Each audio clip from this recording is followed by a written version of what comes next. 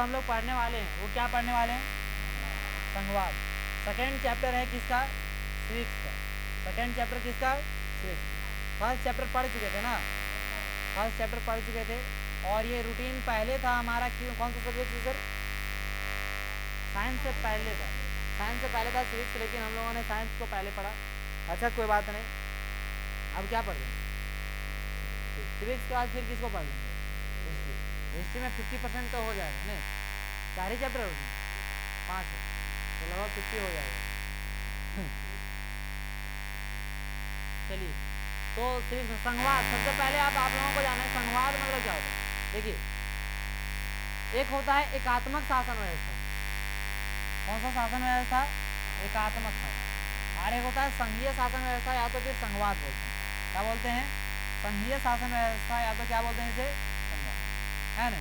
तो संघीय शासन व्यवस्था, इसमें देखिए एकात्मक शासन व्यवस्था का मतलब क्या होता है कि ऐसी शासन प्रणाली जिसमें सरकार की जो स्तर है वो कितना हो? एक हो, सिर्फ एक हो। जैसे अमेरिका में सिर्फ क्या होते हैं? राष्ट्रपति। समझ आए ना? समझे?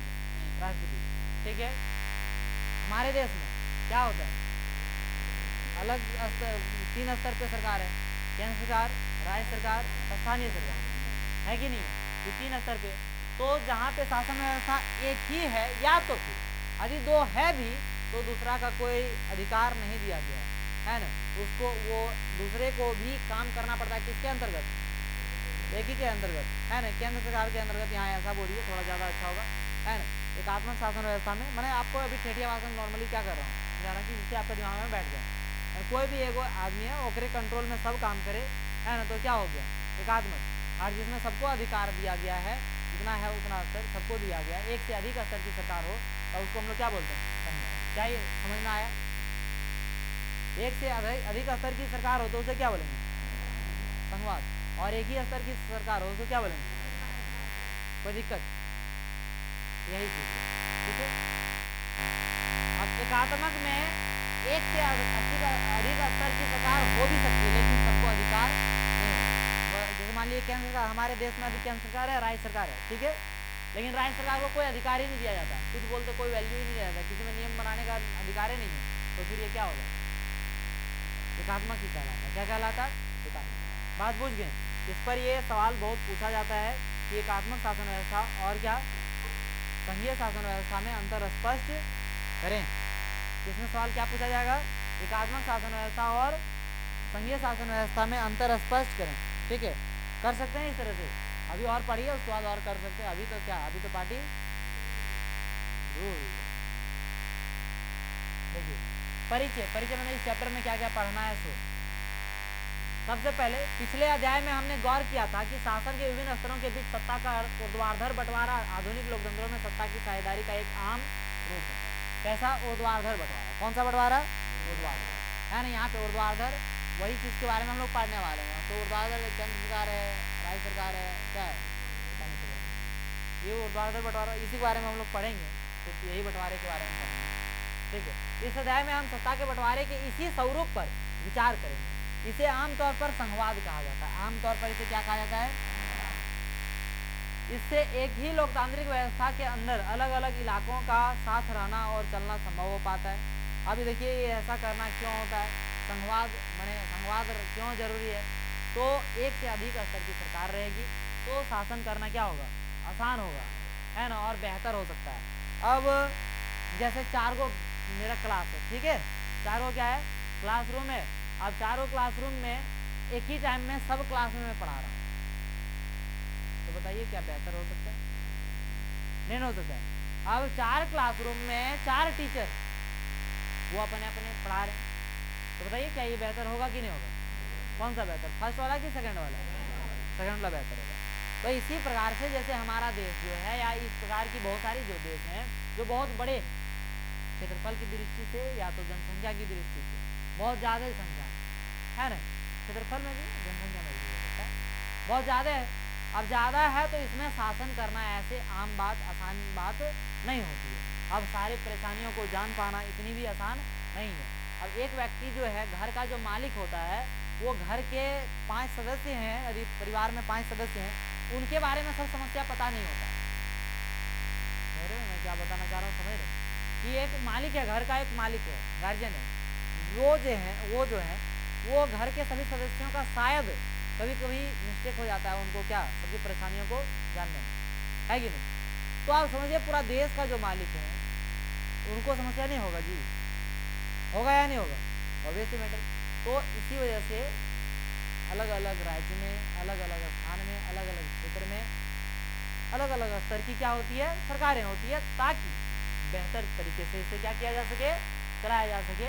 यही चीज लिखा है कि इससे एक ही लोकतांत्रिक व्यवस्था के अंदर अलग अलग इलाकों का साथ रहना और चलना संभव हो पाता है। अध्याय के शेष हिस्से में, अध्याय का जो बचा हुआ हिस्सा है, मतलब इसमें हम लोग पढ़ेंगे जो चीज, वो चीज बताया जा रहा है कि पहले ये चीज पढ़ेंगे, फिर अध्याय का जो बचा हुआ पार्ट है उसमें हम लोग देखेंगे कि संवाद के सिद्धांत और व्यवहार को समझने की कोशिश की गई है ना। संवाद के सिद्धांत और व्यवहार को समझने की क्या की गई है, कोशिश। संघीय ढांचे से संबंधित संवैधानिक प्रावधानों पर चर्चा के बाद इस अध्याय में संवाद को मजबूत करने वाली नीतियों और राजनीति का विश्लेषण। पहले हम देखेंगे कि इसकी कौन कौन स्तर की सरकार है, कैसे चलती है, फिर देखेंगे कि किन सिद्धांतों पर काम करती है, और फिर देखेंगे कि इसकी और अच्छा व्यवस्था कैसे कर सकते हैं। इस चैप्टर में यही चीज देखना कि संघीय ढांचे से संबंधित संवैधानिक प्रावधानों पर चर्चा के बाद इस अध्याय में संवाद को मजबूत करने वाली नीतियों और राजनीति का विश्लेषण किया जाएगा। क्या किया जाएगा, विश्लेषण किया जाएगा, मतलब देखा जाएगा कि इसको और मजबूत कैसे किया जा सकता है। अध्याय के आखिर में हम भारतीय संवाद के नए और तीसरे स्तर यानी स्थानीय शासन की क्या करेंगे,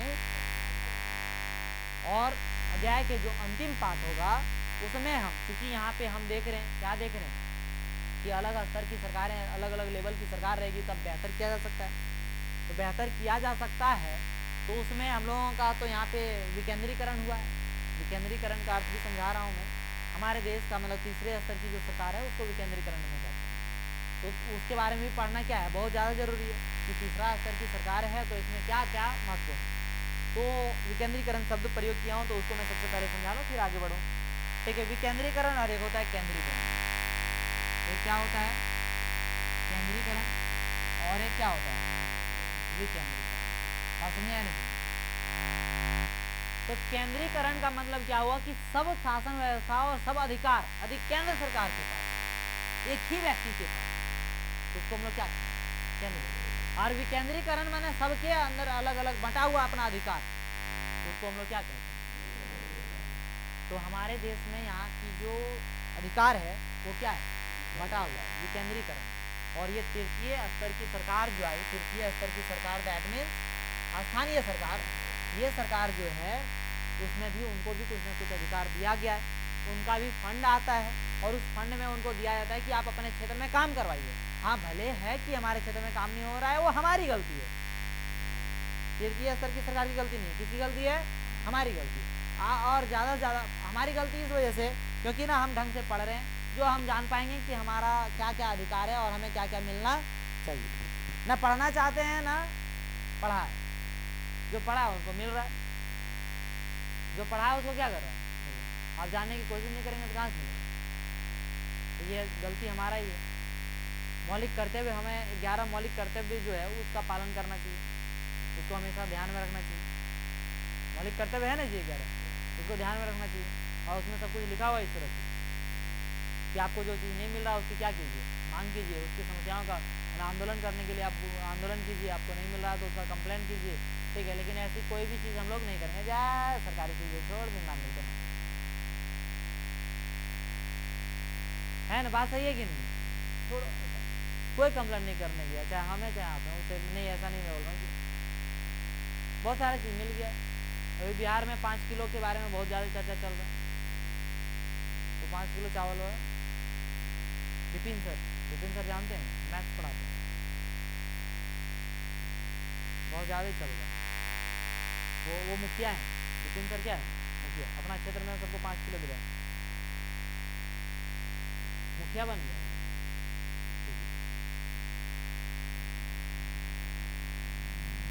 कब हुआ था बिहार में, 2022 में, 2022 में होता मुखिया चुनाव हुआ बिहार में, 28 में, 22 में, तो यहाँ पे चैप्टर के जो अंत में हम लोग पढ़ेंगे किसके बारे में पढ़ेंगे, एक तृतीयक स्थानीय सरकार दैट मीन्स विकेंद्रीकरण के बारे में क्या करेंगे, पढ़ेंगे। तो चलिए शुरू करते हैं। तो शुरू किया जाए। पुष्पम समय पे आने और शुरू करेंगे तो पुष्प दीजिए, क्या दीजिए। सबसे पहले गणेश जी का ध्यान करें, है ना। सबसे पहले किसका ध्यान करना होगा, गणेश जी का ध्यान। कोई भी पूजा अर्चना होती है तो सबसे पहले किसका ध्यान किया जाए, गणेश भगवान।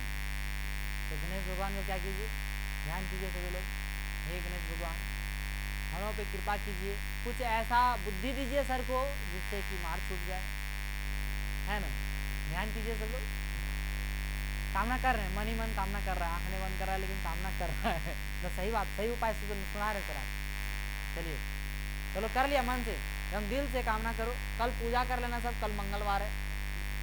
आज किया था, आज सोमवार, आज महादेव बाजी का है ना, और कल मंगलवार बजरंगबली का क्या कर लेना, पूजा कर लीजिए। है बुधवार को सत्यनारायण भगवान का कथा, ये बुधवार को क्या है, ऐसा कुछ नहीं। चलो चलो ठीक है, सुनिए। अच्छा जो कुछ भी है, क्या हुआ,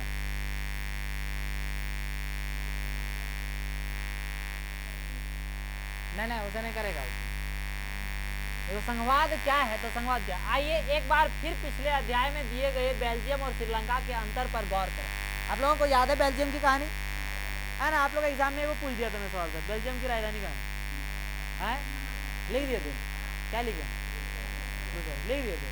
हाँ मैंने खेलने वाला सवाल लिख दिया था, मैंने दे दिया था। जाओ तो लोग भी क्या याद करेगा हमको, तो लोग भी क्या याद करेगा कि नहीं, सवाल दिए थे, आसान सवाल था, ठीक है, आसान सवाल नहीं था। अरे एग्जाम में हार्ड सवाल था कोई भी था ऐसे बोल। आपको याद होगा कि बेल्जियम के संविधान में जो प्रमुख बदलाव किए गए उनमें केंद्रीय सरकार की शक्ति में कमी करना भी एक था कि नहीं था। वहां पे क्या किया गया था, केंद्रीकरण, केंद्रीय सरकार की जो अधिकार था, शक्ति था, उसको कम कर दिया। बोले कैसे, क्योंकि वहां पर भी विकेंद्रीकरण हुआ था। बोले कैसे, वहां पे हुआ था सामुदायिक सरकार, याद है, सामुदायिक सरकार थी वहां पे, नहीं याद नहीं आ रहा है, सामुदायिक सरकार वहां पे इस तरह, जैसे हमारे यहाँ स्थानीय सरकार है उस तरह से वहां पे क्या था, सामुदायिक सरकार में बांटा गया। और ये अधिकार प्रांतीय सरकारों को दिए गए। प्रांत का भी सरकार था, सामुदायिक सरकार की था। बेल्जियम में उससे पहले से भी प्रांतीय सरकारें थी, तब भी उनकी अपनी भूमिका थी, अपने अधिकार थे, पर ये अधिकार उनको केंद्र द्वारा दिए गए थे और इन्हें केंद्रीय सरकार वापस भी ले सकती थी। केंद्रीय सरकार क्या कर सकती थी, वापस भी ले सकती थी। सन 1993 में कुछ बदलाव हुए और प्रांतीय सरकारों को कुछ संवैधानिक अधिकार दिए गए। इन अधिकारों के लिए प्रांतीय सरकार अब केंद्र पर निर्भर नहीं रही, है ना, केंद्र सरकार पर निर्भर नहीं रही। जैसे मान लीजिए कि हमारे झारखंड में चाहे कोई भी राज्य में क्या कर सकता है, अपना टैक्स वगैरह कर वसूल कर सकता है कि नहीं। जमीन का जो कर है वो कौन वसूलता है, कौन सरकार, राज्य सरकार, है ना। शिक्षा व्यवस्था जो है दोनों देखती है, केंद्र सरकार और क्या, राज्य सरकार। होता है कि नहीं होता है। स्वास्थ्य व्यवस्था दोनों देखते हैं, केंद्र सरकार भी और क्या, पुलिस जो हो गया, जैसे मान लीजिए झारखंड पुलिस, वो कौन देखते हैं, राज्य सरकार, है ना। सुरक्षा है देश की रक्षा करने के लिए, तो वो कौन देखेंगे, केंद्र सरकार। समझे या नहीं समझे। तो इस तरह से बटा हुआ था। यहाँ पे जो अधिकार दिया गया उसमें आप नियम कानून अपना राज्य सरकार का जो है अपना राज्य सरकार बनाएगा। यहाँ प्रांतीय सरकार को कुछ दिया गया जो कि केंद्र पर निर्भर नहीं थी। कहाँ की बात है ये सर, बेल्जियम की बात। कहाँ की बात थी, बेल्जियम। इसको आपको समझाने का क्या किया जा रहा है, प्रयास किया जा रहा है। इस प्रकार बेल्जियम ने एकात्मक शासन की जगह संघीय शासन प्रणाली अपना ली। एकात्मक शासन व्यवस्था की जगह पे क्या अपना ली, संघीय शासन। क्या मैं पहले ही बता दिया तो उसका समझ में आ रहा है या नहीं। देखिए सिर्फ मैथ्स में ही मसाला नहीं होता है, मसाला हर एक जगह होता है। जैसे आपको विकेंद्रीकरण पहले समझा दिया, संघीय शासन व्यवस्था पहले समझा दिया, एकात्मक समझा दिया, समझाया नहीं समझाया, वही वर्ड आपको प्रयोग करना है। अब दूसरा चीज यहाँ पे प्रयोग करना नहीं है ना। देखिए एकात्मक शासन की जगह संघीय, अब इसको समझने में दिक्कत नहीं आ रहा है, तो आराम से क्लियर। श्रीलंका में व्यवहारिक रूप से अभी भी एकात्मक शासन व्यवस्था है। श्रीलंका में यदि देखा जाए तो व्यवहारिक रूप से अभी भी क्या है, एकात्मक शासन व्यवस्था है जिसमें केंद्रीय सरकार के पास ही सारे अधिकार हैं। सारे अधिकार जो हैं वो किसके पास है बबुआ? केंद्रीय सरकार के पास ही है सारा अधिकार। ठीक है, तो ये ऐसा है। नेता चाहते थे कि देश में सच्चे अर्थों में संघीय शासन व्यवस्था कायम हो। वहां पे जो कहाँ के नेता? श्रीलंका के तमिल नेता, माफ कीजिएगा एक वर्ड नहीं पढ़ा था इसको, तो श्रीलंका के तमिल नेता जो है वो सब चाहते थे कि कैसी व्यवस्था हो, जिसको आप ये सब चीज उसी को समझ में आ रहा होगा जो पहला चैप्टर क्या किया होगा, पढ़ा होगा। जिसको नहीं, जो नहीं पढ़े हैं वो सब पहले जाके पढ़ लें, आप लोग भी और आप लोग भी। कहाँ जाके पढ़ना है? हमारे YouTube चैनल माँ कोचिंग सेंटर में आप जाके वीडियो स्क्रॉल कीजिए, सर्च कीजिए, देखिए सत्ता की साझेदारी, सत्ता की साझेदारी लिख के माँ कोचिंग सेंटर लिख दीजिए, तुरंत आ जाएगा फर्स्ट वीडियो। नहीं तो खोजते रहिए बैठ।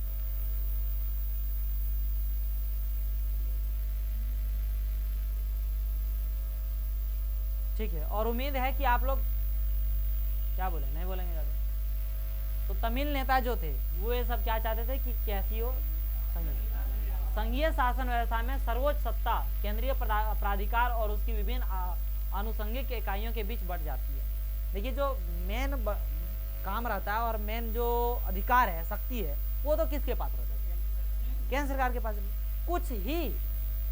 कुछ अंश ही मिलता है किसको? राज्य सरकार या स्थानीय सरकार या जो भी लेवल की सरकार, वो सरकार को। जैसे हम यहाँ पे अपना राज्य सरकार और स्थानीय सरकार देख रहे हैं, और सब देश में इसी तरह नहीं ना जी। जैसे आप यही चीज को देखें बेल्जियम में, तो वहाँ पे कौन सी प्रांतीय सरकार और कौन सी है? सामुदायिक सरकार है। वहाँ समुदाय में बनता है। कैसे? समुदाय में एक समुदाय का आदमी एगो सरकार बने ले। यहाँ पे स्थानीय है ना जी, वहाँ समुदाय के स्तर पे बना हुआ, समझ गए?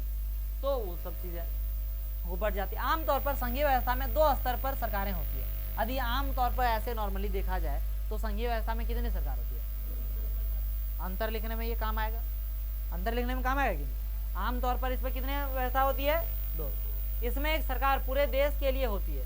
एक सरकार क्या होती है? पूरे देश के लिए, जिसके जिम्मे राष्ट्रीय महत्व के विषय होते हैं। फिर राज्य या प्रांतों के स्तर की सरकारें होती है, जो शासन के दैनंदिन कामकाज को देखती है। तथा कि इन दोनों स्तर की सरकारें अपने अपने स्तर पर स्वतंत्र होकर अपना क्या करती है सर?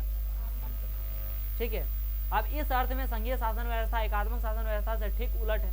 एकात्मक शासन व्यवस्था से ये क्या है? ठीक उल्टा है। एकात्मक व्यवस्था में देखिए ये अंतर है, इसको लिख के लाइएगा, कल ये होमवर्क में रहेगा आपका। एकात्मक शासन व्यवस्था और संघीय शासन व्यवस्था में क्या अंतर है उसको यही, अब देखिए यही चीज को मैं बोलूंगा कि इसको टिक लगा लीजिए।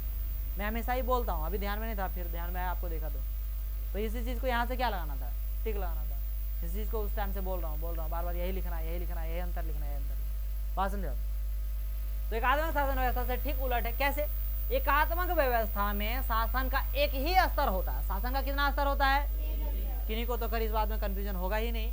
आगे और देखिए, और बाकी इकाइयां इसके उसके अधीन होकर काम करती है। इसमें केंद्रीय सरकार प्रांतीय स्थानीय सरकारों को आदेश दे सकती है। केंद्रीय सरकार जो है स्थानीय सरकार को या प्रांतीय सरकार को क्या कर सकती है? आदेश दे सकती है। पर संघीय व्यवस्था में, किसमें सर? संघीय व्यवस्था में ऐसा नहीं है। संघीय व्यवस्था में सरकार राज्य सरकार को कुछ खास करने का आदेश नहीं दे सकती है। राज्य सरकारों के पास अपनी शक्तियां होती है और इसके लिए वह केंद्रीय सरकार को जवाबदेह नहीं होती है। यानी ये दोनों ही सरकारें अपने अपने स्तर पर लोगों को जवाबदेह होती है। संघीय व्यवस्था की कुछ महत्वपूर्ण विशेषताओं पर गौर करें। संघीय व्यवस्थाओं की महत्वपूर्ण विशेषताओं पर गौर करें, ये भी सवाल आपको लिखना है कि संघीय शासन व्यवस्था की महत्वपूर्ण विशेषताएं क्या है? क्या संघीय शासन व्यवस्थाएं क्या है? संघीय शासन व्यवस्थाएं क्या है ना? उसको संघीय शासन व्यवस्था क्या है उसको लिख के और उसमें क्या लिख देंगे? इस पर ये विशेषता लिख देंगे। देखिए यहाँ पे क्या, यहाँ सरकार 2 या अधिक स्तरों वाली होती है। 2 या अधिक स्तर वाली होती है। किसमें? बोलिए सब, आप लोग काहे इतना चुप रहते हैं? ये वो खाली ये बोलते हैं। अलग अलग स्तर की सरकारें एक ही नागरिक समूह पर शासन करती है। अब जैसे केंद्र सरकार अलग पर और राज्य सरकार अलग पर नहीं शासन करता है, दोनों एक ही नागरिक पर न करता है जी। पर कानून बनाने, कर वसूलने और प्रशासन का उनका अपना अपना अधिकार क्षेत्र होता है। विभिन्न स्तरों की सरकारों के अधिकार क्षेत्र संविधान में स्पष्ट रूप से वर्णित होते हैं। अलग अलग स्तर की सरकार की जो कार्य है, कार्य क्षेत्र अपना क्या रहता है? अलग। तू लोग काहे हल्ला कर रहे हैं? समझ में नहीं आता कि अलग। इसलिए संविधान सरकार के हर स्तर के अस्तित्व और प्राधिकार की गारंटी और सुरक्षा देता है। संविधान के मौलिक प्रावधानों को किसी एक स्तर की सरकार अकेले नहीं बदल सकती। कोई जो मौलिक अधिकार है वो अकेले नहीं बदल सकता, कोई भी सरकार अकेले नहीं बदल सकती। एंड ऐसे बदलाव दोनों स्तर की सरकारों की सहमति से ही हो सकते हैं। फिर क्या बताया जा रहा है, अदालतों को संविधान और विभिन्न स्तर की सरकारों के अधिकारों की व्याख्या करने का अधिकार है। विभिन्न स्तर की सरकारों के बीच अधिकारों के विवाद की स्थिति में सर्वोच्च न्यायालय निर्णायक की भूमिका निभाता है। सर्वोच्च न्यायालय, जब दोनों में विवाद हो जाए कोई चीज तो उसका निर्णय लेने वाला कौन होगा, सर्वोच्च न्यायालय। कौन होगा, सर्वोच्च न्यायालय, जिसे इंग्लिश में कहते हैं सुप्रीम कोर्ट। शायद सर्वोच्च न्यायालय बहुत कम लोगों को समझ में आए, सुप्रीम कोर्ट सभी को समझ में आता है, तो अंग्रेज है, क्या कीजिएगा। वित्तीय स्वायत्ता, वित्तीय सहायता पैसा कौड़ी के मामले में निश्चित करने के लिए विभिन्न स्तर की सरकारों के लिए राजस्व के अलग अलग स्रोत निर्धारित हैं कि किससे टैक्स कौन लेगा। जीएसटी कहाँ जाता है, केंद्र से जाता है। जमीन उमीन का किसके पास जाता है, प्राइवेट। हमारे यहाँ भारत में सभी जगह नहीं बात कर रहा हूँ, और ये पढ़ रहे हैं क्या, सभी जगह के बारे में पढ़ रहे हैं, भारत के बारे में खाली नहीं, संघीय शासन व्यवस्था बारे में हर एक जगह के बारे में पढ़ रहे हैं, हर एक देश के बारे में पढ़ रहे हैं। इसके बाद जो टॉपिक आएगा वो किसके बारे में, भारत के बारे में, ठीक है। इस प्रकार संघीय शासन मतलब भारत का भी इसमें ऐड है, संघीय, तो क्योंकि भारत भी संघीय शासन व्यवस्था है, इसलिए भारत का ऐड रहेगा ही रहेगा। इस प्रकार संघीय शासन व्यवस्था के दोहरे उद्देश्य हैं देश की एकता की सुरक्षा करना और उसे बढ़ावा देना तथा इसके साथ ही क्षेत्रीय विविधताओं का पूरा सम्मान करना।